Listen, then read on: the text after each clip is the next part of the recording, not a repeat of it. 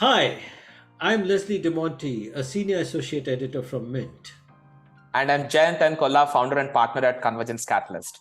Welcome to AI Rising, where we discuss the latest, the greatest, the myths and concerns in AI. Hey Jayant, good to see you, man. Hey, likewise, So, Leslie. we've been talking about this artificial intelligence for quite some time. I know, just as we are trying to wrap our head around AI, I think for the last 6 to 7 years, uh, suddenly generative AI, crops up on the scene. But Correct. what I found very interesting today, I don't know whether you noticed it, Sam Altman. Now, for the audience, I think by now everybody knows he's become a household name. But anyway, just for the benefit of everybody, he's the CEO of OpenAI. And even if that does not ring a bell, then ChatGPT. So I think now that has got straightened up. It's GPT-3, GPT-4, Oh, and then there was a 3.5 on which 3.5 as well. Yeah. ChatGPT Yeah. was based on. But interesting. But what caught my attention when Altman tweeted, "Love these emails." I'm quoting him. "Love these emails from recruiters asking for 2+ years of experience with LK-99." Yeah. Now, Yeah. the interesting part for the audience is what the hell has LK-99 got to do with artificial intelligence? Which is why Correct. Sam's this tweet is not it's obviously pretty sarcastic out here, because LK-99, just for the readers, is all about the superconductor where Yes. Korean researchers recently talked about it, saying they published two papers on archive. These were not peer-to-peer reviewed, but they said that okay, fine, this would be a room temperature Correct. superconductor, and for that they created a material called LK-99. They they called it L. Now LK-99 has to be replicated in all the labs around the world.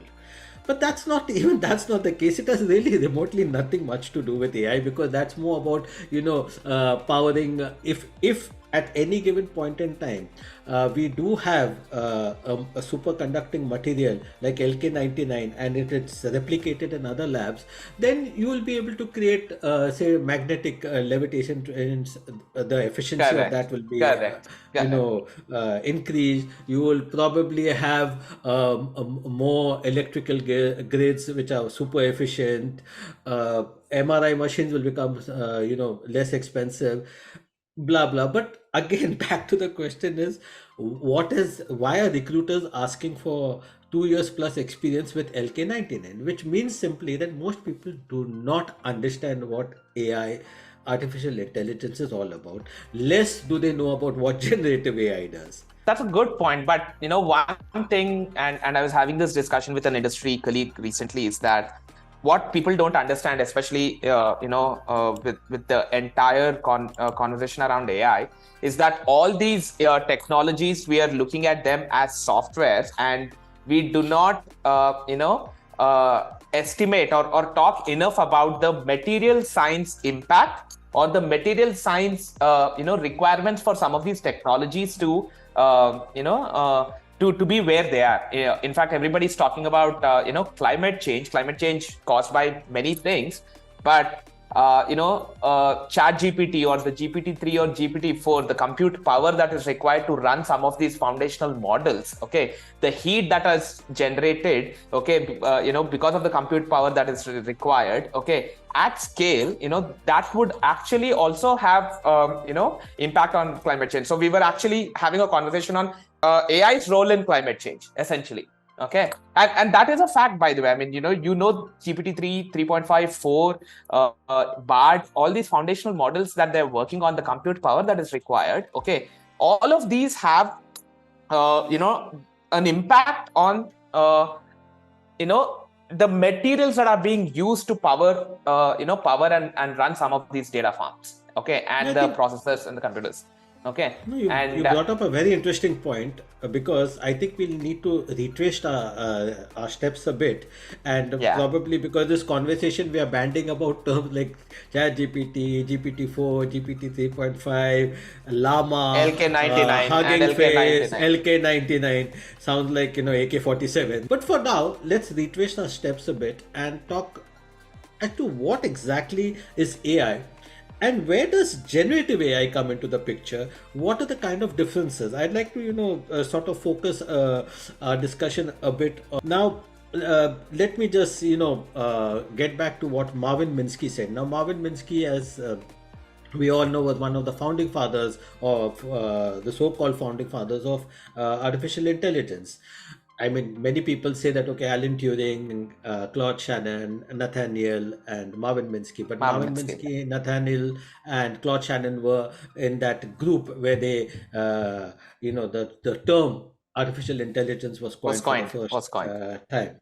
Uh, now, it was John McCarthy, I think, coined the term, if I'm not mistaken. Now, the interesting part out here is when Marvin Minsky defines AI. I like that definition. It's like the desire of humans to make machines like them. Like that. Yeah. Yeah. And that, I think, encapsulates everything, in the sense that AI is not a technology. AI is a concept. AI is a desire of humans to make machines as smart as them, Yeah. or perhaps a smarter. If I think people understand this part of it, there'll be less confusion over these kind of terms.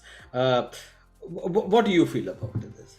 I think, yes, I mean, that definition or that statement sort of encapsulates the vision and the North Star that some of these, thought leaders are the guys who are working with, and the entire ecosystem that's on working with is going behind, right? It's a good North Star to have. It's a good vision to have. Okay. And, trying to make machines as human, as close to humans as possible, right? But one has to understand that there are very many gradients in that. Okay.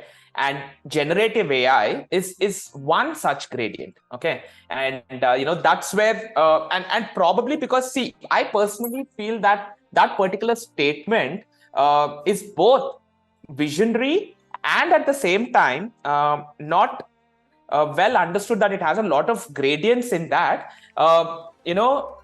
gives out this apocalyptic, aura about the entire thing AI, right? I mean, when Marvin Minsky said that, okay, he was actually setting it as an objective or a vision for people working in the AI domain to get there. Okay. And everyone, including him, understood that there are a lot of issues to be resolved, challenges to be resolved, and some of the technologies and the science itself is yet to be invented or proven, okay, to get there. Okay. But that statement from a human understanding point of view, it makes AI extremely simple to understand, but at the same time, for a common man or for an average person, it also makes it sound very apocalyptic. And that's why when people say that, oh, generative AI is now ready, or AI machines can do so many things in such a short form,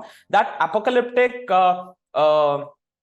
fear gets triggered, and everyone feels that machines are here to take up their jobs, eat their lives, and do everything that they can, which you and I know is not in place, and to some Yeah, extent that yeah, unfortunately, I think most people end up catching the tail of AI rather than the head of AI. But exactly. having said that, it's interesting because when you say the desire, how do you implement the desire? So I think what people are really familiar with is the term called machine learning and deep learning. This is exactly in their brain, and that's exactly what machine learning keeps on doing.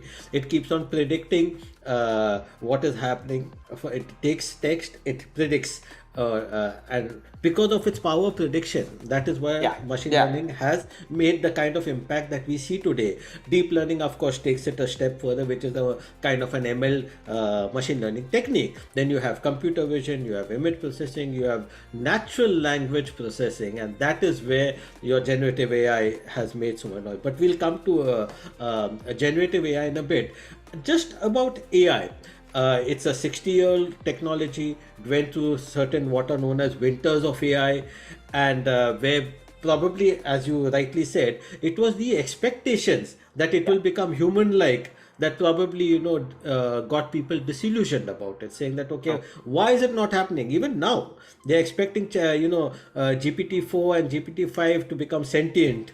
Yeah. It's Yeah. I hope it doesn't end up into another winter of generative AI, but I guess we'll come to that as we said in a bit. But what would be interesting, I think, from my particular view, I see it, which I guess we all agree on, that the reason why AI picked up momentum in the last 6-7 years is because of three factors, the way I see it.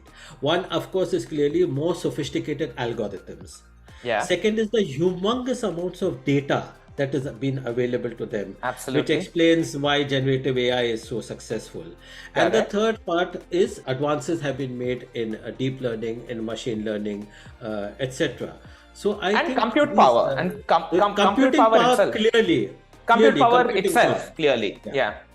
Which is Okay. why actually that LK99 makes a little sense, because LK99, if you have a room temperature superconductor, it Correct. actually can power quantum computers, and quantum computers at some point in time would probably accelerate the way we do AI. Correct. That, of course, is a subject So, for a different day. so I agree with you. I mean, the way I look at it, the key drivers, especially in the last 6-7 years, for, like you said, AI is a 6-7 decade old concept and terminology and the technology, but it hit the inflection point 6 or 7 years ago, right?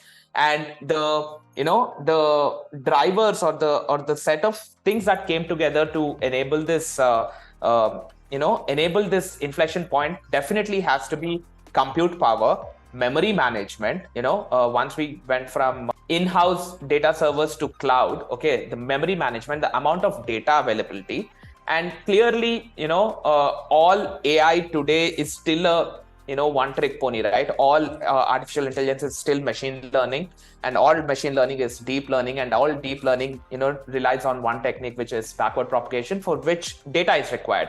So the amount of the quantum of data that's been generated after the onset of internet, and especially consumer internet, and the way it's been managed, and the compute power available, okay, has made, obviously, the like you mentioned, the very first one, very advanced artificial intelligence algorithms. Okay, you combine these 4-5 drivers, and all of a sudden you have a convergence, and at that convergence is where the inflection point of AI as a technology has taken over. And clearly these are the 4-5 drivers that came together definitely for AI to hit the inflection point, or else we would have been continuing in the if any of these things hadn't come of age, we would have been continuing in the AI winter that especially in the 80s and the 90s, that the world expected. I mean, the number of doctorates and the PhDs that came out of universities in the world in the 80s in AI, in the 80s and the first half of 90s, is the highest. Okay, and still the technology had not hit the inflection point, although there were talented people who were trying to work on it, because some of these enabler technologies and enabling domains had to come of age. Yeah, and after speaking about, now that we have spoken about the drivers of AI, I think most people also sometimes, when they see generative AI, they get excited about it and say, "Oh wow, look what AI is doing." But then you have to gently remind them that AI has been with you for quite some time, almost 6-7 years. For instance, it was there in your smartphone. It is very much there in your smartphone. The moment they take a camera, they do autofocus. It's AI. The call that we are doing at this point in time. The video calls, the audio calls, AI manages to fine tune a lot of stuff out there, which human beings can't, used to do it very, very tediously at one point in time. And the range of application, when people talk about self-driving cars, of course, we also forget that right when 1912 probably dates back to that, we already had driverless planes. And most of the software that is there in all these automation and the shop floors in companies, etc., are driven by AI. AI has been making life very smooth for most of us. We'd like to speak a little about the applications, especially for, say, let's talk a little about individuals and then let's move to the enterprise space. Yeah, even before we get to the applications, I think AI, where it stands right now, one needs to understand, and it's it's good to understand where, in terms of maturity, what AI can do extremely well right now is analytics and pattern recognition. It's there right now. Okay, so all the applications of AI right now are built on that. One particular thing that the machine learning algorithms or the AI algorithms can do very well right now is pattern recognition. Okay, and so far, and that's come off a certain level of maturity, and all the applications across industries, across sectors that we can talk about are built on top of this one thing that AI can do fairly well in a fairly matured way right now, which is pattern recognition. Yeah, just for the benefit of audience, if you can give some few examples, like okay, spoke about smartphones, I spoke about intelligent cameras, combining it with the Internet of Things, for that matter of fact, whether you're using it in a Nest thermostat, for instance, or you're simply using it. I'm not getting into the generative AI space deliberately. I know that you're itching to do that. I can see that on your face. But I'll say hold your horses for a moment. I want you to stick to that same thing of the traditional AI. Let's call it AI. What I like to call AI 1.0. Yeah. So let's call it AI 1.0 or traditional AI for now. So what we are seeing in companies, or what companies have been talking about, has been traditional AI or AI 1.0. Driverless cars, for that matter of fact, are considered to be AI 1.0. Though, of course, I don't know in what sense is it AI 1.0 or traditional AI, because it's extremely powerful in that particular sense. AI has been used in our space station, for instance, Chandrayaan, when we shot up. A lot of these algorithms have been working out there, because moment you start dealing with data, as you rightly said, it seeks patterns, it starts predicting, and humans cannot go through such humongous amounts of data. So that is pretty interesting. Would you want to share some of the applications, because you interact very closely with industries? Yeah. So across industries, right? I mean, if you look at it, let's stick to conventional AI or AI 1.0, as you call it. It was nothing but a little advanced version of what we used to call analytics and then advanced analytics, right? And across industries, be it travel and tourism, be it investments, right? I mean, the entire wealth management, investment, stock industry does deal with a lot of data and the frequency of the stock prices going up and down. So that's actually a very good example. I think most of the people can understand, because stock market and the entire investment ecosystem works on patterns, certain patterns, right? So if you look at it a few years back, a lot of quant algorithms have been written to look at the historical patterns and trends of the stock movements. Okay, and people were writing their investment algorithms, which are known as quants, right? But if you look at it, not very far ago, and when I say not very far ago, I'm talking even 2-3 years behind. Okay, I used to deal with a lot of investment ecosystem investors and startups. Even just around the COVID time, 2019, 2020, the VCs or the investors used to say, I'm getting a lot of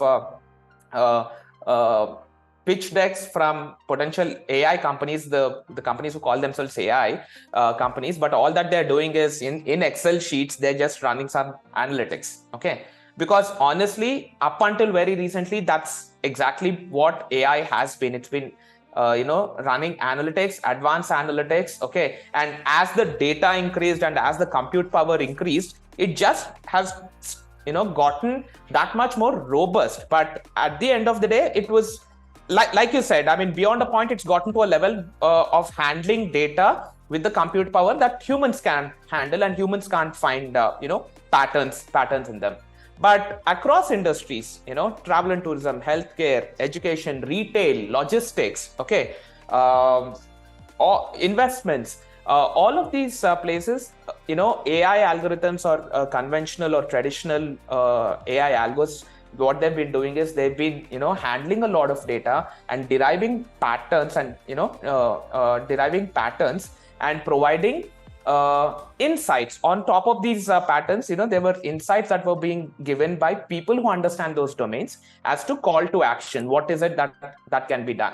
But traditional AI algorithms or conventional AI algos were only doing that, which was essentially looking at a lot of data, deriving patterns, looking at historical trends, and forecasting, predicting that these trends will go on like this, and then giving some giving some predictions and some call to actions. Or Yeah, even when you look at but Jayanth, I'd like to interject out here because, which you also will agree very much, that even as this was happening, even in the so-called traditional AI, there have been a very significant improvements that have been happening, whether they're in the at a deep faster learning rate, at a algorithms, faster rate, absolutely. accelerated piece, absolutely, and that was Yes. very much in part because of the computing power and especially, getting it onto the cloud and edge computing, where you are getting the computing onto the devices. Say, for instance, edge computing, just to make it a little simple, is basically getting it out into your car or to your device, for that matter of fact. Now, what that did particularly is making this, algorithm very understandable and very effective in organization. In deep learning, for that matter of fact, the kind of improvements, significant improvements that they have seen in deep learning techniques have been astounding over a period of time. And which part of the reason is where we're getting to the next point, which is now everybody's favorite subject. Because I think what has happened is, for so many years, despite the fact that AI was all around us, I don't think there was that emotional connect with AI. Yeah. It was like, okay, fine, it's here in the enterprises, it's doing a lot of work. Everybody acknowledged that AI is doing a lot of work. Like, for instance, it's helping doctors, it's helping bankers, it's in your smartphone, it's in it's becoming helping you make your wallet digital. It's being used to make finance inclusive for everybody. I mean, you think of a thing and AI was probably there. But Yeah. yet, I rarely saw any Gen Z or any millennial connect with it. I know. I mean, Until ChatGPT and generative AI came on. exactly. So that is the point, because ChatGPT, which is now everybody's favorite subject, gave a face to AI, the way I say it. So AI, if AI has a face, it is thanks to OpenAI, Sam Altman, and I think on And its team. 30th November when they launched ChatGPT. I mean, it was in the works for almost 2-3 years, I'm sure, because the kind of humongous amount of data that it has trained itself on. That itself is phenomenal. That's why it is called a large language model. So if you look at ChatGPT, the way it exploded, and it made that emotional connect where everybody had this kind of lovely user interface, and everybody started typing and started fearing whether their jobs are going to go away or not. But the interesting part is, if you look at the parallel, this is how exactly what happened to the internet. The internet, when it was with DARPA, Yeah, I agree. yeah, nobody really Yeah. cared about it. Even when it started, when Exactly. companies started adopting it, okay. But when the World Wide Web, when you had the graphical user interface, that was the time when it's simply like today, like you're talking Exactly. internet. So I'm from the mobiles world. I mean, I've launched about 70 different mobile phones in my previous life as a product marketer for Motorola and Nokia. And if I have to take an analogy from the mobile devices world, what we see with generative AI right now is the iPhone movement in the mobile devices world, right? I mean, it's not like, the mobile phones did not exist. Of course, they existed. The smartphones existed. We had Nokia N series.